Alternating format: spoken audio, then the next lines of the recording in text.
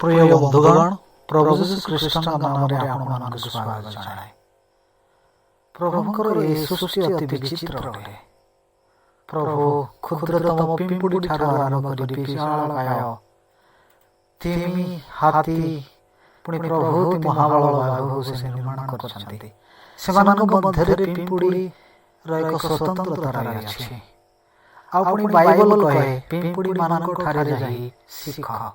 ते प्रिय बंधुगण आमे पिंपुड़ी मानक ठारे कोन शिखिबा? सेमानक ठारे कोन अछि?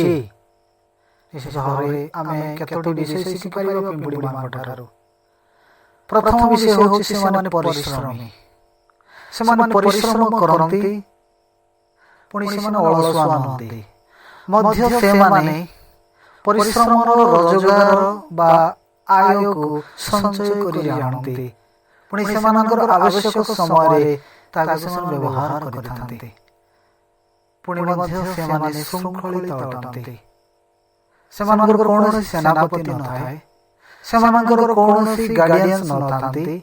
सेमानक पई कौनसी नियम कानून ला कोर्ट पुलिस स्टेशन दंड विधान किछि नाही। तथापि सेमाने श्रृंखला भंग करन्ति नाही, विशृंखलित हुअन्ति नाही।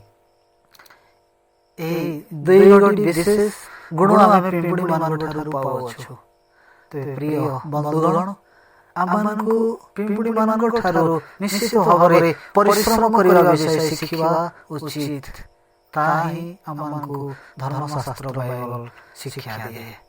तेणु आसु आमने जेते दिन पर्यंत जगत रहो कारण यानी सलोमन कहते आउ तुम माने जो स्थान को जाओ छ अर्थात कबर को से स्थान रे ज्ञान नै विद्या नै कार्य नै। आमनक जीवन काल मध्यरे आमन परिश्रम करिबा उपार्जन करिबा संचित करिबा पुणी संकल्पित हेबा। ताहेले ए पृथ्वी मध्यरे प्रभुकर गौरव आम जीवन माध्यम प्रकाशित हेबा। आम समस्त प्रभु प्रचुर भाବରେ आशीर्वाद करंतो। आमेन।